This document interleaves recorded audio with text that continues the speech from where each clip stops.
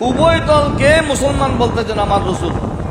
আমার রসুল উভয় দলকে কি মুসলমান বলতেছেন। উভয় দলকে, এক দল ইমাম হাসানের দল, আরেক দল হযরতে আমিরে মুআবিয়া রাদিয়াল্লাহু তাআলার দল। দুই দলের মধ্যে ইমাম হাসান রাদিয়াল্লাহু তাআলার মাধ্যমে সন্ধি হয়েছিল। সেই সন্ধিতে চুক্তি ছিল, এখন আমি ইসলামের খলিফা, আমরা চার খলিফা বলি, চার খলিফা না পাঁচ খলিফা। আমার রাসূল ইরশাদ করেছেন, আমার পর 30 বছর খেলাফত থাকবে, আমার পর 30 বছর খেলাফত থাকবে, তারপর হয়ে যাবে রাজত্ব সিস্টেম। প্রথম রাজা হয়েছিলেন হযরত মুআবিয়া রাদিয়াল্লাহু আনহু, এর জন্য ওনাকে খলিফা মুআবিয়া বলে না, আমিরে মুআবিয়া বলে। উনি কি আমির।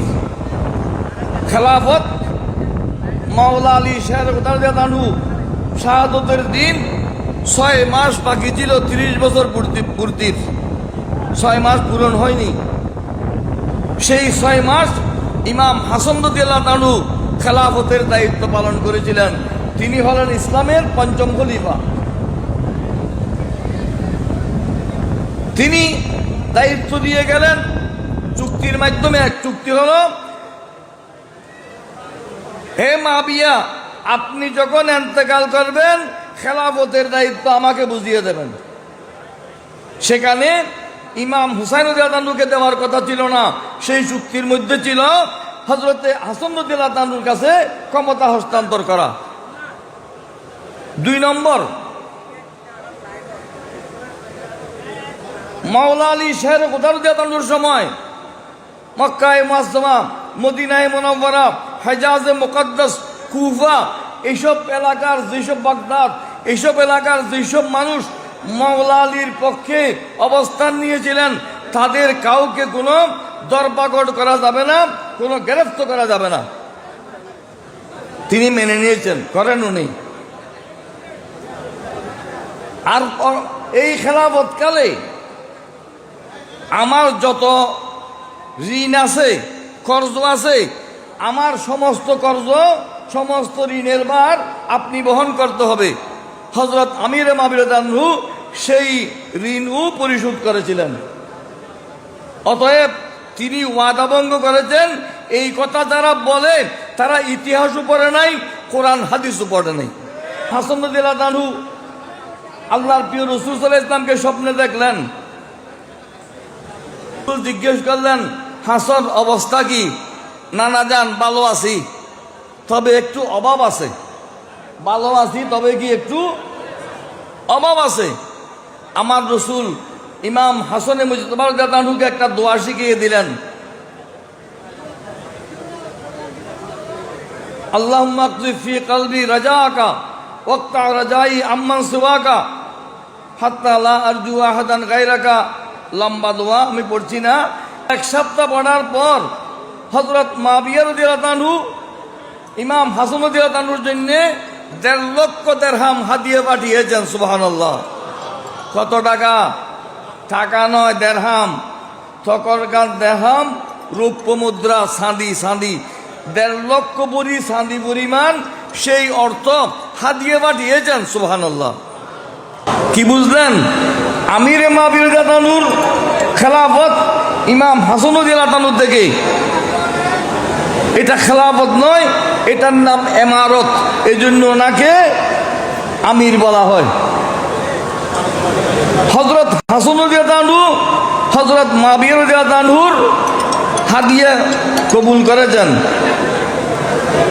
হাদিয়া গ্রহণ করেছেন কিনা? করেছেন। 1.5 লক্ষ দিরহাম। আমির মুআবিয়া রাদিয়াল্লাহু আনহুর দরবারে একবার কুরাইশ এবং আরবের বিভিন্ন গুরুত্বপূর্ণ গোত্রের লোকজন উপস্থিত ছিলেন।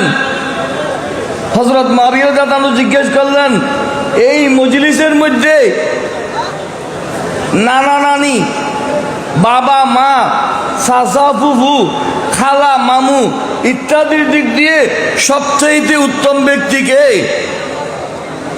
হযরতে মালিক ইবনে আজলান রাদিয়াল্লাহু আনহু দাঁড়িয়ে বললেন, হুজুর, এই মজলিসের মধ্যে এই হাসনে বজতমা উনি সবচাইতে উত্তম ব্যক্তি, সুবহানাল্লাহ। আমির মাবির রাদিয়াল্লাহু সেটা মেনে নিয়েছিলেন। তারপর বললেন কেমনে উত্তম বলেন তো দেখি। বলে ওনার বাবা শের খোদা আলী মুর্তদা রাদিয়াল্লাহু তাআলা আনহু, ওনার মা খাতুনে জান্নাত ফাতেমাতুজ জাহরা রাদিয়াল্লাহু তাআলা, ওনার নানা ইমামুল আম্বিয়া সৈয়দুল মুরসালিন মুহাম্মদুর রাসূলুল্লাহ সাল্লাল্লাহু আলাইহি ওয়াসাল্লাম, ওনার নানি খদিজাতুল কুবরা রাদিয়াল্লাহু তাআলা আনহা, ওনার খালা হযরতে রুকিয়া বিনতে রাসূলিল্লাহ, হযরত যায়েনব বিনতে রাসূলিল্লাহ, উম্মে কুলসুম বিনতে রাসূলিল্লাহ, সুবহানাল্লাহ। আমার রসুলের বেটিগণ কন্যাগণ হাসনের কি খালা, হাসনের খালুকে, হাসনের খালু হযরতে ওসমান ইবনে আফফান রাদিয়াল্লাহু তাআলা আনহু, সুবহানাল্লাহ। হযরতে রুকিয়া এবং হযরতে যায়েনব দুইজনকে, হযরতে রুকিয়া এবং উম্মে কুলসুম দুইজনকে উনি শাদী করেছেন। এবং ওনার মামু হলেন আমার রসুলের পুত্রগণ হযরত ইমাম কাসেম, ইমাম আব্দুল্লাহ, ইব্রাহিম রাদিয়াল্লাহু তাআলা আনহু, এগুলো হলো ইমাম হাসানের নানা। এইভাবে আহলে বাইতুর রসুলের শ্রেষ্ঠত্ব তিনি মেনেছিলেন। আমাদের দেশে আজকাল কিছু লোক বের হয়েছে, আমি মাবিয়াকে মানি না, তুমি মানলে না মানলে কি আসে যায়,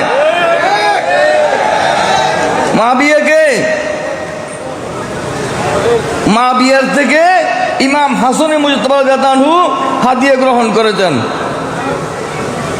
হযরতে মাবিয়া যদি মাইজবান্ডারীদের দৃষ্টিকোণ দেখি, মাইজবান্ডারীদের মধ্যে প্রথম সারির মাইজবান্ডারী খলিফাদের মধ্যে আল্লামা মুফতি সৈয়দ আমিনুল হক ফরদাবাদী রহমতুল্লাহ আলাই, বাহরুল উলুম আল্লামা সৈয়দ আব্দুল গনি কাঞ্চনপুরী রহমতুল্লাহ আলাই থেকে দক্ষ যোগ্য মাইজবান্ডারী নাই বলে আমি দাবি করতে পারি।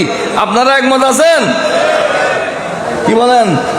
আল্লামা আমিনুল হক ফরদাবাদী, আল্লামা আব্দুল গনি কাঞ্চনপুরী, যাকে ওই যুগে বাহরুল উলুম বলা হতো, এলমের সমুদ্র, এই দুইজনকে যদি আলোচনা করে দেখা যায়, এই দুইজনের কিতাব আয়নায়ে বারি মাইজবান্ডারীদের জন্য বুখারী শরীফের মতো গুরুত্বপূর্ণ, ঠিক কিনা? আমি সেদিন আল্লামা ফরদাবাদীর রহমতুল্লাহ অনুষ্ঠানে ওই সেটা বলেছি।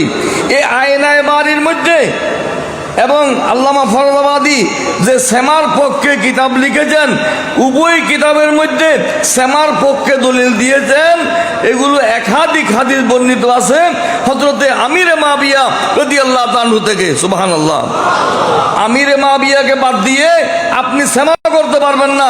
যদি আপনি সেমা করেন, আমিরে মাবিয়াকে বাদ দেন, তাহলে আপনি বুয়া মাইজবান্ডারী, ঠিক কিনা? ফরদাবাদী কাবিল মাইজবান্ডারী আছে না, মাতন না হন তো ফরদাবাদীর বিরোধ তখন হন না। ফরদাবাদী যে কাঞ্চনপুরী থেকে, আর যে যেখানে সেমার পক্ষে দলিল দেবে, আমিরে মাবিয়ার হাদিস আনা ছাড়া কোনো উপায় নাই। যদি আল্লামা সৈয়দ আব্দুল গনি কাঞ্চনপুরী রহমতুল্লাহ আলাই, আল্লামা আমিনুল হক ফরদাবাদী রহমতুল্লাহ আলাই আমিরে মাবিয়ার হাদিস, ওনার সাহাবিয়ত মেনে নিয়েছেন, আপনি কে? বুয়া মাইজবান্ডারী। আপনাদের কারণে যেন মাইজবান্ডারী অঙ্গন কলুষিত না হয়, বিতর্কিত না হয়, এই বিষয়ে সর্বোচ্চ সতর্ক থাকার পরামর্শ দিচ্ছি। আপনারা একমত আছেন? এগুলোর চেয়ে বড় মাইজবান্ডারী নাই। গৌসুল আজম মাইজবান্ডারীর খলিফারা, এগুলো চিনেননি?